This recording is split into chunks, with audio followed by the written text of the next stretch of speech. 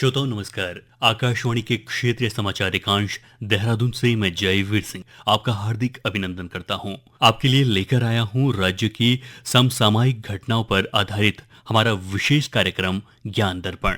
श्रोताओं, नगर निगम रुद्रपुर को सुंदरलाल बहुगुणा प्रकृति एवं पर्यावरण संरक्षण पुरस्कार 2025 सरकारी श्रेणी में सम्मानित किया गया है तथा गैर सरकारी श्रेणी का यह पुरस्कार विजय जड़धारी एवं श्री प्रताप सिंह पोखरियाल को दिया गया।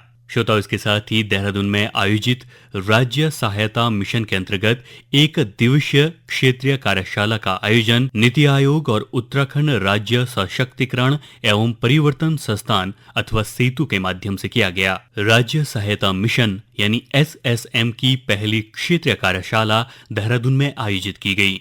इसका उद्देश्य राज्य परिवर्तन संस्थानों के माध्यम से नीति आयोग तथा राज्यों केंद्र शासित प्रदेशों के बीच सहयोग को बढ़ावा देना था। श्रोताओं, हाल ही में 20वां गवर्नर कप गोल्फ टूर्नामेंट 2025 में ग्रॉस श्रेणी के विजेता जफर इकबाल रहे।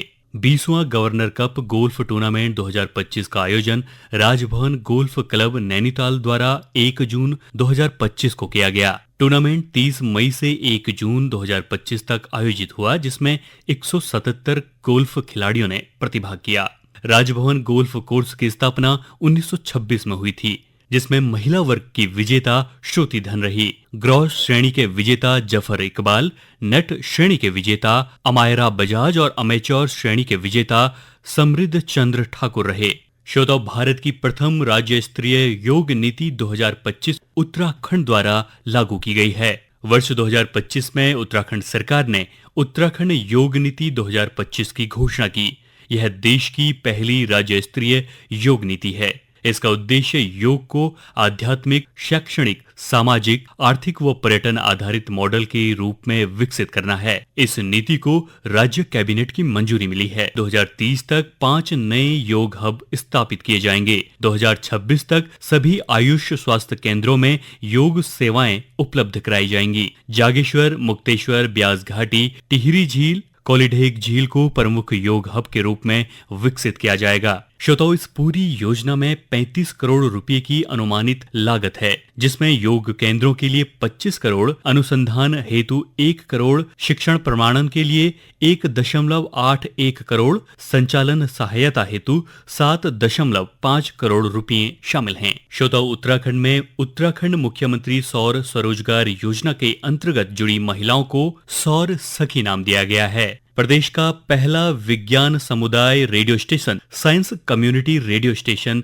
देहरादून में शुरू किया गया है। उत्तराखंड राज्य विज्ञान एवं प्रौद्योगिकी परिषद यूकॉस्ट में प्रदेश का पहला साइंस कम्युनिटी रेडियो स्टेशन शुरू किया जा रहा है। इसका निर्माण broadcast engineering consultant India limited के द्वारा किया गया। इस रेडियो स्टेशन से रोजाना 2 घंटे का विज्ञान जागरूकता कार्यक्रम प्रसारित किया जाएगा। साथ ही छात्रों में विज्ञान के प्रति रुचि बढ़ाने और शोध कार्यों में सामाजिक उपयोगिता को बताने पर फोकस किया जाएगा। वन यूनिवर्सिटी वन रिसर्च योजना के तहत सरकारी व निजी विश्वविद्यालयों के शोधकर्ता भी इसमें भाग लेंगे। रेडियो स्टेशन का प्रसारण क्षेत्र 10 किलोमीटर हवाई दूरी तक होगा, जो आपदा क्षेत्रों में भी उपयोगी साबित होगा। श्रोताओं, इसके साथ ही उत्तराखंड का पहला गजा घंटाकर्ण महोत्सव 2025 टिहरी गढ़वाल के घंटाकर्ण धाम गजा में आयोजित किया गया। उत्तराखंड के मुख्यमंत्री पुष्कर सिंह धामी ने हाल ही में अहिल्या स्मृति मैराथन एक विरासत एक संकल्प तथा प्रथम गजा घंटाकर्ण महोत्सव 2025 का उद्घाटन किया। श्रोताओं, यह महोत्सव टिहरी जिले के गज घंटाकर्ण मंदिर के परिसर को केंद्र बनाकर आयोजित किया गया, जिसे उत्तराखंड का